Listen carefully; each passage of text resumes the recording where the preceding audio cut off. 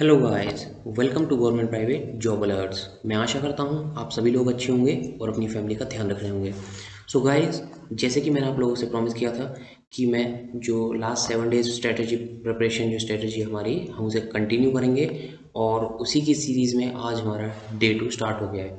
So guys, उसी के regarding मैं आपके लिए वीडियो लेकर आया हूँ और जितने भी टाइप्स के क्वेश्चन टीसीएस में आते हैं वो हम सारे इन 7 डेज में कवर करने वाले हैं। सो गाइस, उसी रिगार्डिंग मैंने एक प्लेलिस्ट भी तैयार कर ली है, टीसीएस स्मार्ट हायरिंग प्रिपरेशन 2021 के नाम से है। मैं जो लिंक होगा उसे डिस्क्रिप्शन में भी डाल दूंगा और हमारा एक ग्रुप भी है टीसीएस स्मार्ट हायरिंग 2021 के नाम से, उसका भी मैं लिंक डिस्क्रिप्शन में डाल दूंगा और आप वो ज्वाइन कर सकते हो। सो गाइस, अगर आप चैनल पर न्यू हो या आपने चैनल को सब्सक्राइब नहीं किया है तो प्लीज़ चैनल को सब्सक्राइब कर लीजिए और बेल आइकन प्रेस कर लीजिए, जिससे जो भी हमारी नोटिफिकेशन है वो आप मिस ना करें। उसके साथ साथ हम गवर्नमेंट और प्राइवेट जॉब अलर्ट्स भी देते हैं, सबसे पहले अपने चैनल पर पोस्ट करते हैं, चाहे वो गवर्नमेंट अलर्ट्स हों या प्राइवेट जॉब्स हों। जैसे कि आप देख सकते हो हमारे चैनल पर हमने मोर देन 70 वीडियोस ये जॉब अलर्ट्स के ऊपर डाली हुई हैं। तो गाइस, चलिए स्टार्ट करते हैं। जो हमारा डे 2 का फर्स्ट जो लेक्चर होने वाला है वो हम स्टार्ट करते हैं। जैसे कि मैंने आपको बताया, हम step by step question practice करवाते हैं और उसका डिटेल सॉल्यूशन बताते हैं। और अभी कुछ ग्रुप पे डिस्कशन हो रहा था कि शॉर्ट ट्रिक्स वगैरह। तो गाइस, जो ये क्वेश्चंस हैं मैं इनकी शॉर्ट से शॉर्ट ट्रिक ही आपको बताता हूँ और लॉन्ग ट्रिक भी मैं आपको ओरली समझा देता हूँ अगर आपने वीडियोस को अच्छे से देखा हुआ होगा तो चलिए गाइस, स्टार्ट करते हैं हमारे फर्स्ट क्वेश्चन से, देखते हैं। सो गाइस, जैसे कि आप देख रहे हो हमारा फर्स्ट क्वेश्चन है। जो ये क्वेश्चंस हैं, जैसे मैंने आपको बताया था पी एंड सी के और जो ये अरेंजमेंट सेटिंग अरेंजमेंट्स हैं, ये भी काफ़ी क्वेश्चंस अब आ रहे हैं आजकल।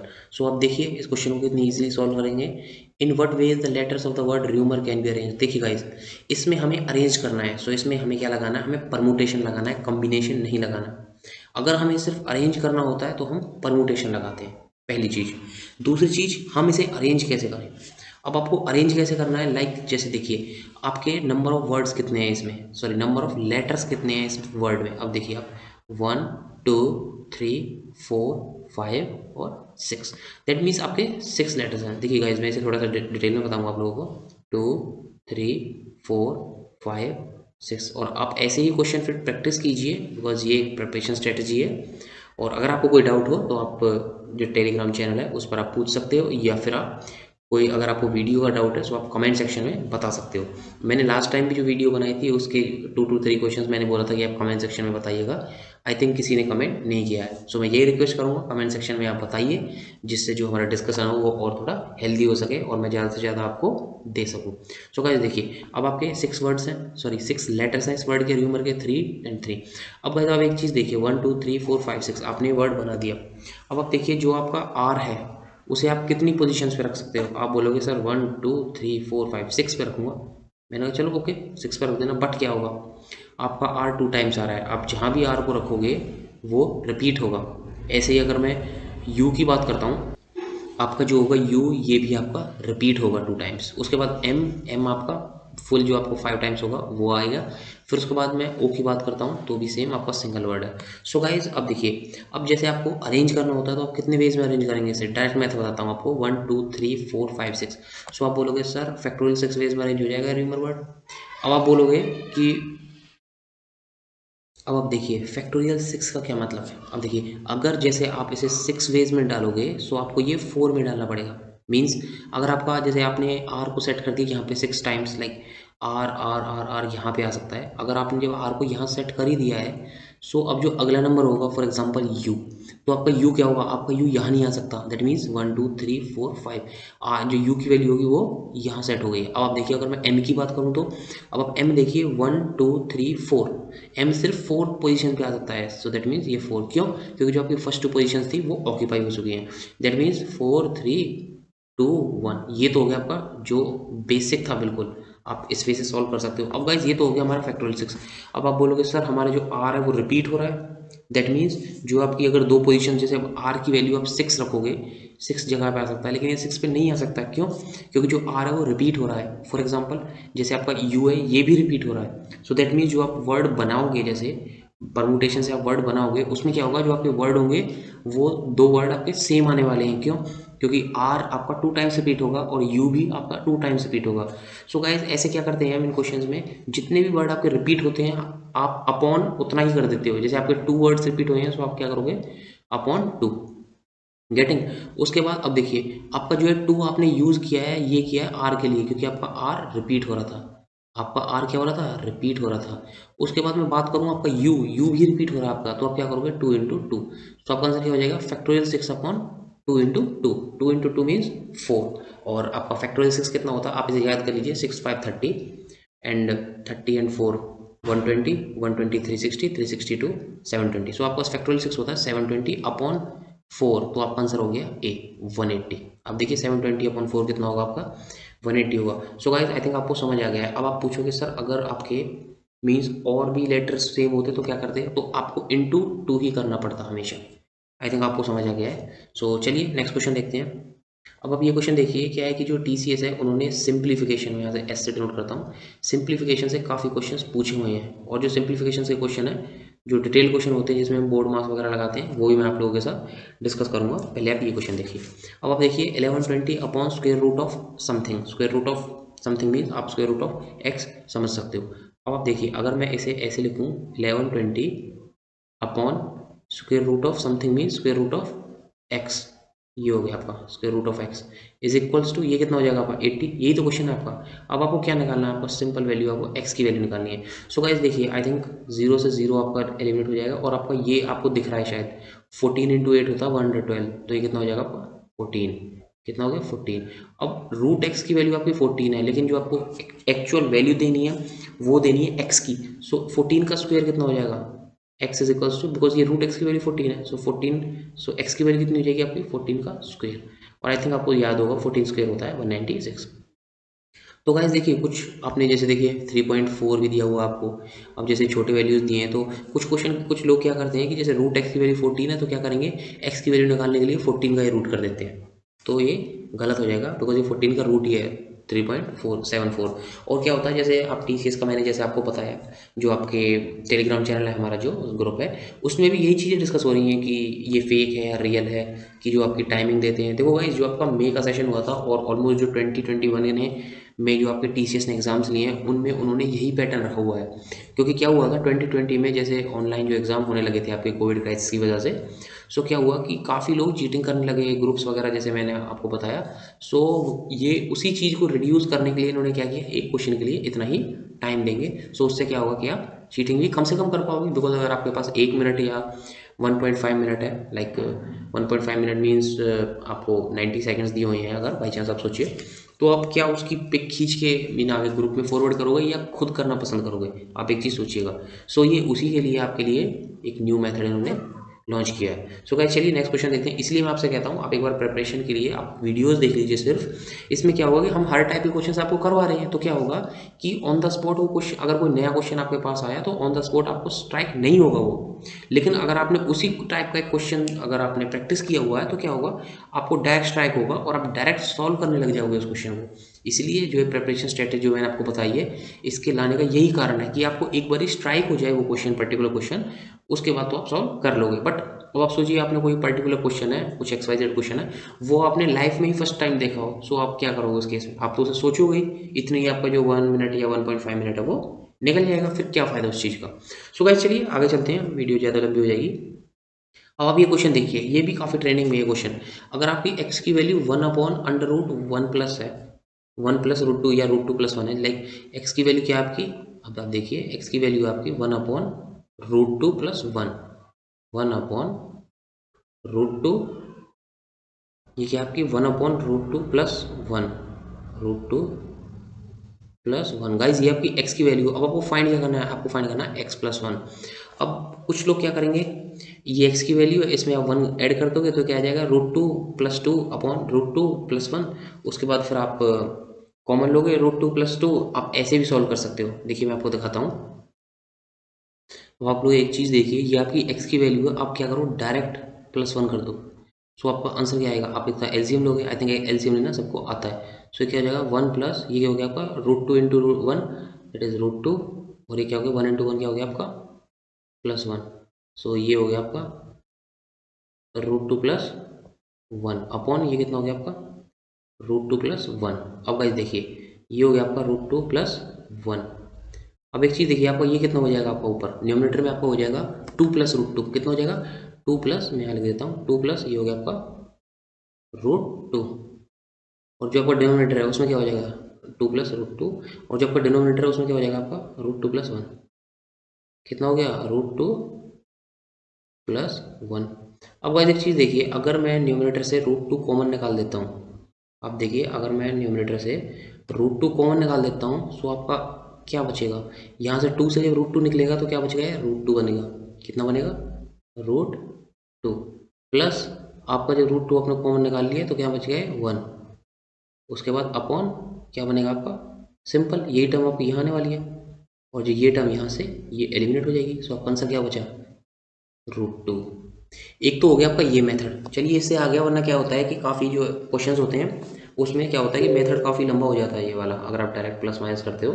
सो ऐसे केसेस में आपको क्या करना चाहिए मैं आपको वो ही बता देता हूँ एडवांस में कि जैसे आपने अब एक्स की वैल्यू क्या आ गई आपकी 1/√2 + 1 तो आपको क्या करना है आपको क्या करना है 1/√2 + 1 इसको रैशनलाइज कर दीजिए। सो क्या हो जाएगा आपका 1/√2 + 1 इंटू √2 - 1/√2 - 1। सो गाइस जब आपका ऊपर क्या बच गया √2 - 1 अपॉन नीचे क्या बच गया √2 + 1 इंटू √2 - 1। सो अब आपका फॉर्मूला लग जाएगा क्या a+b इंटू a-b क्या हो जाएगा a² - b²। अब आपकी a की वैल्यू क्या है √2 तो √2 का स्क्वायर कितना हो गया आपका 2 2 - 1 का square 1 so 2 - 1 is 1 so denominator आपका 1 आ गया। ऊपर देखिए क्या बचा ऊपर बचा आपका √2 - 1 गेटिंग और आप √2 - 1 ये तो हो गया आपकी जो आपने रेशनलाइज करके वैल्यू आई है। अब आपको वैल्यू क्या निकालनी थी x+1 और आपकी x की वैल्यू कितनी आ गई √2 - 1 रेशनलाइज करने के बाद आई थी ये वैल्यू। सो √2 - 1 वो आ गया +1 सो 1 से 1 एलिमेंट हो जाएगा डायरेक्ट आपका आंसर क्या आ जाएगा √2। ये भी आपका मेथड है बट क्या है कि इससे ही डायरेक्ट हो गया। सो मैं यही प्रेफर करूंगा आप लोगों के लिए बट अगर आपका और कोई क्वेश्चन आए लाइक x+1/x की वैल्यू निकालनी है तो गाइज आप उसमें रेशनलाइजेशन फैक्टर ऑब्वियसली लगाइए। उससे क्या होता है आपका जो क्वेश्चन होता है वो काफ़ी शॉर्ट हो जाता है और ईजी हो जाता है। सो गाइज चलिए थोड़ा सा रीजनिंग की तरफ भी चलते हैं बिकॉज जो आपके सब्जेक्ट्स हैं वो तीनों होने वाले हैं इंग्लिश रीजनिंग और एप्टी। सो काफ़ी एप्टी हो गया है थोड़ा सा इसकी तरफ चलते हैं रीजनिंग की तरफ उसके बाद देखते हैं क्या आएगा। सो देखिए arrange the following in the meaningful sentence ये आपके क्वेश्चन काफ़ी आते हैं और इसमें क्या होता है जैसे आपको 1 मिनट 40 सेकंड्स या 1 मिनट 20 सेकंड्स मिले सो आप इस क्वेश्चन को आई थिंक 20 सेकंड्स में कर लेते हो। उसके बाद क्या होता है जो आपको 1 मिनट बचेगा उसमें आप रिलैक्स हो सकते हो बिकॉज क्या होता है कि जैसे आपको टाइमिंग आपके सर पे चलता रहता है ऊपर जो राइट टॉप कॉर्नर होता है उससे क्या होता है काफ़ी टेंशन हो जाती है और जो आपको आता है काफ़ी लोग वो भी भूल जाते हैं। ये जल्दी जल्दी में क्या होता है कि वो सॉल्यूशन ही नहीं आ पाता। सो मैं आपको यही सजेस्ट करूँगा ऐसे क्वेश्चन में फटाफट करके 1 मिनट या 30 सेकंड्स थोड़ा सा रिलैक्स ले लीजिए उससे काफ़ी हेल्प होती है। सो चलिए गाइज जो ये ट्रिक्स होगी कैसे कैसे आपको पेपर अटैम्प्ट करना है ये मैं लास्ट डे आपके लिए बनाऊंगा ज़रूर बट आप उससे पहले प्रिपरेशन कीजिए। सो गाइज चलिए arrange the following in the meaningful sentence. अब देखिए कंसल्टेशन उसके बाद आपका इलनेस उसके बाद आपका डॉक्टर उसके बाद आपका ट्रीटमेंट। सो गाइस अब आप बताइए सबसे पहले आपको क्या होगा इनमें से सबसे पहले आपका ट्रीटमेंट होना स्टार्ट हो जाएगा ये सबसे पहले आप डॉक्टर के पास जाओगे ये सबसे पहले आप बीमार दैट इज डिसीज या आपको कुछ बीमारी होगी या सबसे पहले आप उस डिसीज की कंसल्ट करने जाओगे किसी डॉक्टर से। ऑब्वियसली आपको पहले इलनेस होने वाली है क्या होगी आपको इलनेस होगी सबसे पहले।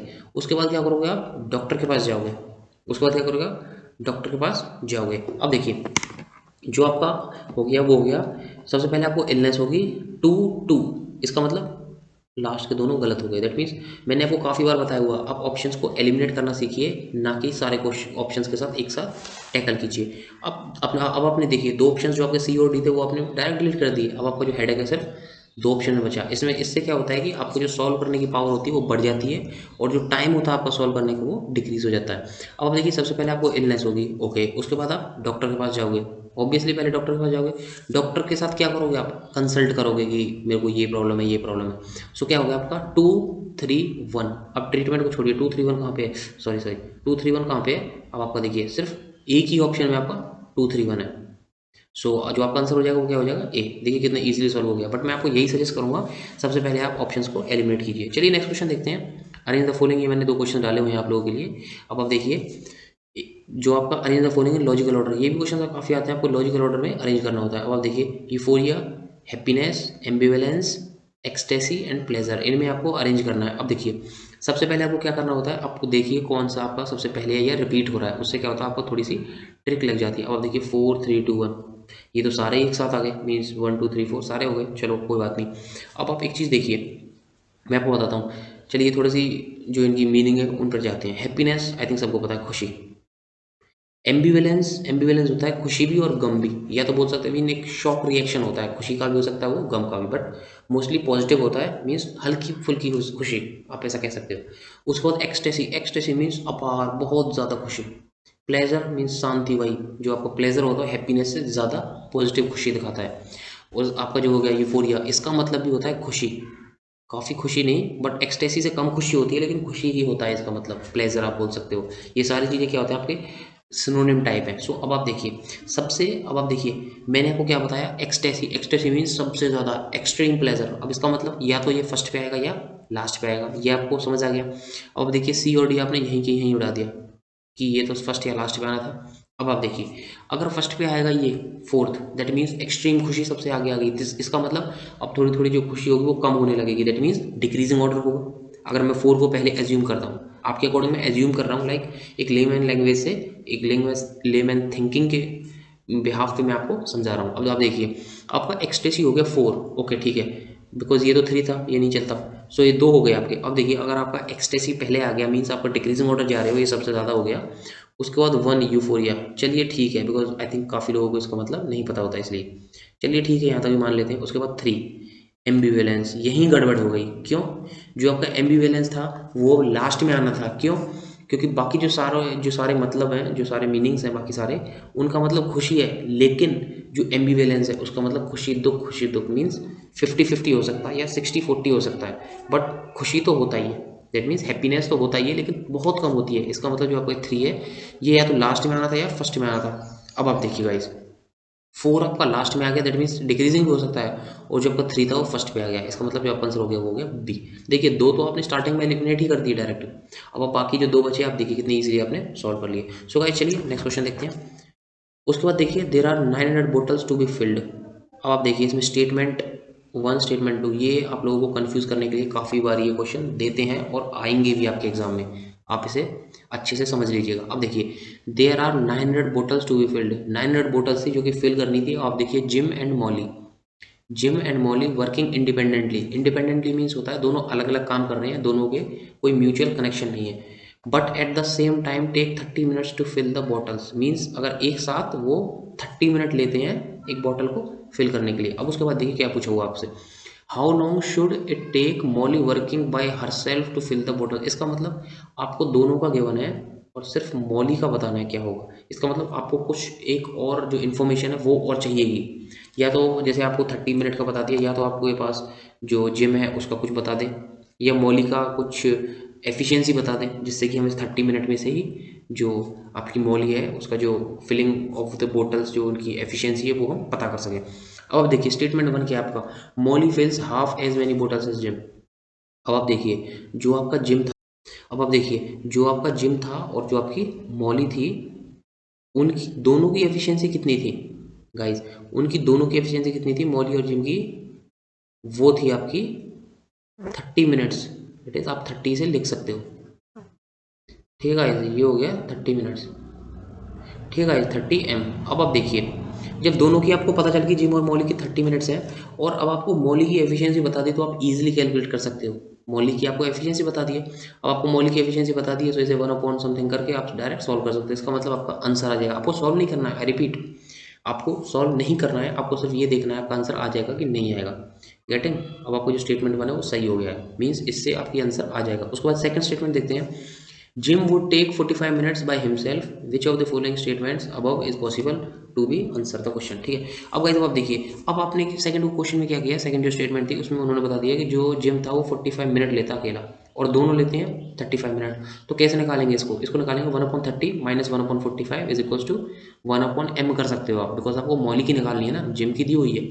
सो 1/30 minus 1/45 is equals to 1/m या x, कुछ भी कर सकते हो जो आपको निकालना है। तो इस वे से आप जो मौली की वर्किंग थी जो बोतल को फिल करने की, आप इस वे से आप उसे भी निकाल सकते हो। इसका मतलब आपके दोनों स्टेटमेंट्स सही हो गए हैं। अब आप देखिए, सो आपका आंसर क्या हो जाएगा, both statements together are sufficient but neither statement alone is sufficient. देखिए मैंने आपको बताया कि दोनों स्टेटमेंट अलग अलग चाहिए, दोनों स्टेटमेंट अलग अलग सही है, वो सॉल्व कर रहे हैं, गेट इट। सो आपका आंसर क्या हो जाएगा, I think just a second, ये हो गया आपका sufficient but neither statement alone is sufficient, ये आपका गलत हो जाएगा, ये ऑप्शन सी आपका अब आंसर होना है D. Sorry for this guys. देखिए क्यों हो गया गलत, अब आप देखिए, each statement alone is sufficient, alone sufficient है दोनों, और मैं क्या बोल रहा था, ये तो ठीक था स्टार्टिंग की, मैंने पीछे वाला नहीं स्टडी किया, like but neither statement is alone sufficient.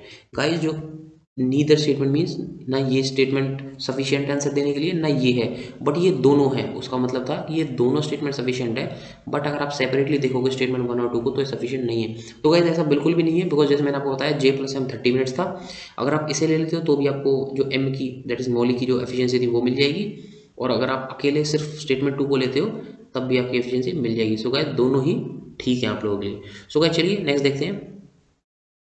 सो आपका जो नेक्स्ट क्वेश्चन है वो आ गया ब्लड रिलेशंस बीआर, ये काफ़ी इंपॉर्टेंट है, टीसीएस काफ़ी अच्छे अच्छे क्वेश्चंस पूछता है, मींस ट्रिकी क्वेश्चंस होते हैं, लेंदी नहीं होते, बिकॉज वो जो टाइम होता है वो उसी अकॉर्डिंग आपको अलॉट करते हैं। सो गाइस देखिए, अब इस क्वेश्चन को धीरे धीरे पढ़िएगा, मैं आपको बताऊंगा। इफ ए इज बीज ब्रदर दैट मीन्स, अब आप देखिए मैंने आपको क्या समझाया था, अगर आपने जो मेरी प्रीवियस वीडियोज है वो देखिए, ए इज बीज ब्रदर मीन्स ए ब्रदर है बी का, आपको एरो से ब्रदर सिस्टर नोट करने हैं, उससे क्या होगा कि आपको सेम लेवल पर दोनों, लेकिन आपको जो बी है उसकी जो जेंडर है वो नहीं पता, सिर्फ ए का पता है। क्यों? क्योंकि ए जो है भाई है बी का, that means A is the brother of B, so that means आपका ए का ही gender, you know only the gender of A only. अब आप देखिए बी इज सी सिस्टर, अब जो बी है वो सिस्टर सी की, दैट मीन्स अब बी का जेंडर पता चल गया मेरे को कि बी का जो जेंडर था आपका वो हो गया नेगेटिव, दैट मीन्स फीमेल है बी, बिकॉज वो सिस्टर है सी की।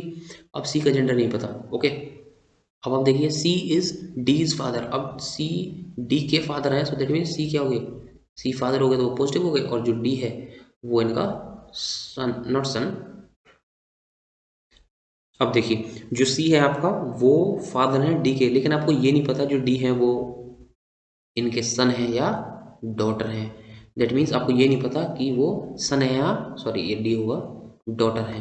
गेटिंग मीन्स या तो वो सन भी हो सकते हैं डी, मीन्स बॉय भी हो सकते हैं या गर्ल भी हो सकते हैं, दैट मीन्स आपको डी का जेंडर नहीं पता, आपको ए बी सी का जेंडर पता है। अब देखिए question, D is A's, D A के क्या लगते हैं, D is as means D A के क्या लगते हैं। अब डी क्या लगेंगे, डी आपके या तो नेफ्यू लगेंगे या नीस लगेंगे, गेटिंग ए के जो डी है वो या तो नेफ्यू लगेंगे या नीस लगेंगे। अब आप देखिए कितना अच्छा क्वेश्चन है, सो आपका आंसर क्या हो जाएगा डी, कांट डिटरमाइन। अब आप देखिए अगर मैं इन्हें इंटरचेंज कर दूं ए इज डीज, सो गलत हो जाएगा बिल्कुल, मीन्स जो आपका आंसर है जो हमने कैनो डिटरमाइन किया है ये गलत हो जाएगा, क्योंकि अगर हम ए इज डीज बोलेंगे दैट मीन्स ए क्या लगते हैं डी के, सो ए तो अंकल हो गए ना, बिकॉज अब हमें इस पर एम्फेसिस नहीं करना, अब हमें इस पर एम्फेसिस करना था, या मैं इसलिए बता रहा हूँ कि आपको अगर आगे आए तो आपको कैसे करना है। So D is as means D A के क्या लगते हैं, अगर मैं क्वेश्चन को चेंज कर दूँ ए is Ds, so A D के क्या लगते हैं, सो जो ए हैं उनका हमें जेंडर पता है, सो हम निकाल सकते हैं, getting guys. So I think आपको क्लियर हो गया है, और अगर कोई डाउट हो तो आप कमेंट सेक्शन में जरूर पूछिएगा। तो चलिए नेक्स्ट क्वेश्चन देखते हैं। अब आप देखिए P is brother of Q, अब आप देखिए जो पी है, वन सेकेंड, जो पी है आपके, मैंने आपको बताया एरो से आपको डिनोट करना है क्यू, पी इज की ब्रदर ऑफ क्यू, पी क्या है, ब्रदर है, दैट मीन्स पी जो है वो पॉजिटिव है। उसके बाद बात करते हैं R is the sister of Q, R क्या है, सिस्टर है क्यू की, क्यू की सिस्टर है आर, दैट मीन्स आर ये होगी, दैट मीन्स ये तीनों बहन भाई हैं, they all three are brother and sister, R is sister means R negative हो गया, लेकिन हमें क्यू का जेंडर अभी तक नहीं पता है, गेटिंग गाइस।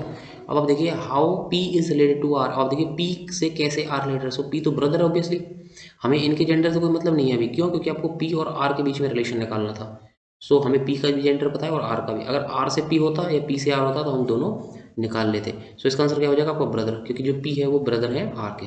चलिए गाइस नेक्स्ट क्वेश्चन देखते हैं फटाफट।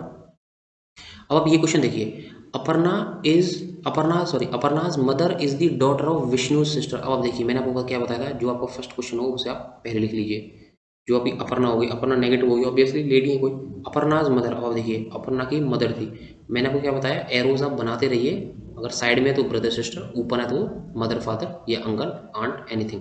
अब आप देखिए अपर्णाज मदर, अब ये होगी अपर्णा की मदर, ये मैंने यहाँ पे बना दिया है। उसके बाद देखिए Aparna's mother is the daughter of Vishnu sister, Vishnu sister की डॉटर है, दैट मीन्स ये आपका यहाँ आएगा, और विष्णु कहाँ आने वाले, यहाँ आने वाले विष्णु। अब देखिए, अब एक बार सेट कर लेते हैं। देखिए मैंने तो काफ़ी क्वेश्चन प्रैक्टिस की हुई है, तो मैंने तो डायरेक्ट मैप कर दिया। अब आपके लिए मैं कैसे बताऊंगा, देखिए विष्णु, विष्णु की sister, Vishnu sister, Vishnu's sister, the daughter of Vishnu sister, Vishnu's sisters daughter, getting, Vishnu's, आप फिर से देखिए विष्णु, विष्णु सिस्टर्स डॉटर। अब देखिए Aparna's mother is the daughter of Vishnu sister. आप यहाँ पे वापस आ गए हो, दैट मीन्स आपका आंसर सही है। मैंने आपको ये बोलता हूँ, जैसे आपको ब्लड रिलेशंस में दो इक्वेशन गिवन हो, सो आप दोनों से जब मैप करोगे तो दोनों से आप एक ही पर्सन पे आओगे। अगर आप एक ही पर्सन पे आ रहे हो, इसका मतलब आपका आंसर सही है। ये चीज़ आप माइंड कर लीजिएगा, बिल्कुल बिल्कुल माइंड में सेट कर लीजिए, या पॉइंट लिख लीजिए जैसे आप ब्लड रिलेशंस बनाते हो। सो जो आपके सेम पर्सन है उस पर ही आपकी दोनों इक्वेशंस आनी चाहिए, तो आपका क्वेश्चन सही है, कोई गलत नहीं कर सकता, आई गारंटी। चलिए आगे देखते हैं। How is Vishnu's mother. अब देखिए हाउ इज विष्णु, ये विष्णु है, हाउ इज विष्णुज मदर। जो विष्णुज मदर होंगी वो उनके सिस्टर की मदर होंगी, ऑब्वियसली मीन्स दोनों की मदर है। ये आपको कंफ्यूज करने के लिए बताया गया है। How is Vishnu's mother related to Aparna's mother, ये अपर्णा होगी, इनकी मदर हो गई। सो ये अपर्णाज मदर है, इनसे ये कैसे रिलेटेड है गाइस। अब देखिए आपको 4 ऑप्शंस गिवन है, मैं आपको बता रहा हूँ। काफ़ी लोग क्या होते हैं कि इतना मैप करने के बाद भी ऑप्शन नहीं पकड़ पाते, क्यों, देखिए मैं बताता हूँ आपको ट्रिक। अब आप एक चीज़ देखिएगा, मैंने आपको क्या बताया, अगर आप साइड में एरोज लगा रहे हो, अब अगर साइड में एरोज लगा रहे हो, इसका मतलब वो ब्रदर सिस्टर या कज़न ये सारी चीज़ें होंगी। अगर आप ऊपर एरो लगा रहे हो तो मदर फादर आंट अंकल ये होंगे। और अगर 2 बार ही एरो लगा रहे हो ऊपर, दैट मीन्स वो ग्रैंड के साथ आ जाते हैं, ग्रैंड मदर या ग्रैंड फादर। और देखिए ये जो अपर्णा की मदर थी, हमें कहाँ जाना, ऊपर। और देखिए एक लेयर ऊपर जाएंगे तो क्या बनेगा, अपर्णा की मदर फादर अंकल आंट ये सारी चीज़ बनेगी। लेकिन अब आप एक और एरो ऊपर जा रहे हो, मीन्स अब 2 लेयर ऊपर जा रहे हो, दैट मीन्स आपका ग्रैंड स्टार्ट हो जाएगा बनना। Means grand father grand mother ये सारी चीज़ें जो आपकी ग्रैंड से स्टार्ट होती हैं वो हो जाएंगी। अब देखिए, अब यहाँ से मैं एक लेयर ऊपर गया और फिर से एक लेयर ऊपर गया, दैट मीन्स आपको 2 लेयर ऊपर जा रहे हो, इसका मतलब आपको ग्रैंड लगाना ही होगा। अब आप देखिए आपके जो फर्स्ट 3 ऑप्शन थे वो गलत हो गए, डायरेक्ट आपका आंसर डी। कितना ईजी था, ये मैंने आपको समझाने के लिए इतना टाइम लिया है, लेकिन इतना टाइम लगना नहीं है आपको। डायरेक्ट मैप करते क्या देखना था, ये आपकी एक लेयर होगी। अगर आप यहाँ से कोई पूछते तो वो तो मदर फादर डॉटर ये सारी चीज़ें हो जाती सेट। बट आपसे क्या पूछा, 2 लेयर ऊपर पूछा, तो 2 लेयर ऊपर क्या होता है आपका, डायरेक्ट ग्रैंड से स्टार्ट होता है। अब आप देखिए ऑप्शन में सिर्फ ग्रैंड ही था, आप देखिए कितना ईजी हो गया आपका क्वेश्चन। और अगर आप वैसे ऐसे सॉल्व करते तो आपको काफ़ी टाइम लग जाता। देखिए इतना आपका सेट हो गया, मैं एक बार रिपीट कर देता हूँ। Neha is the daughter of Abhishek, जो नेहा थी वो डॉटर थी अभिषेक की। उसके बाद Ruchi is the mother of Neha, Neha की मदर है, इसका मतलब अभिषेक की वाइफ हो गई। उसके बाद अवधेश जो ब्रदर है नेहा के, दैट मीन्स नेहा के ब्रदर है। यहाँ पे पॉजिटिव साइन है, और ये पॉजिटिव साइन आप लगाया कीजिए, क्योंकि क्या होता है कि काफ़ी बारी कन्फ्यूजन हो जाती है। बट इसमें क्या है कि आपको नेम सजेस्ट किए हुए हैं तो इसमें कोई इशू नहीं होता। अब आप देखिए brother of Neha, how is Avdhesh related to Ruchi. अब देखिए अवधेश और रुचि में क्या रिलेशन है, अवधेश तो सन है ना रुचि के, ये तो ऑब्वियसली है, ये तो डायरेक्ट आपका आंसर आ गया। Avdhesh, how is Avdhesh related. अब देखिए, अब आप देखिए आपको how is Avdhesh related to Ruchi, to Ruchi, Ruchi से अवधेश। और जो आपका अवधेश है उसका जेंडर आपको कंफर्म होना चाहिए, तभी आप कैन नॉट डिटरमाइन कर सकते थे। लेकिन अवधेश का जेंडर फाइन है, मीन पॉजिटिव है, दैट मीन्स वो मेल है, दैट मीन्स अवधेश क्या है, सन हो गए। चलिए गाइज नेक्स्ट क्वेश्चन। चलिए गाइज आज के लिए बस इतना ही, और ये हमारी फर्स्ट सीरीज थी, सेकंड डे की। कोशिश करते हैं हम एक और लेकर आते हैं आप लोगों के लिए।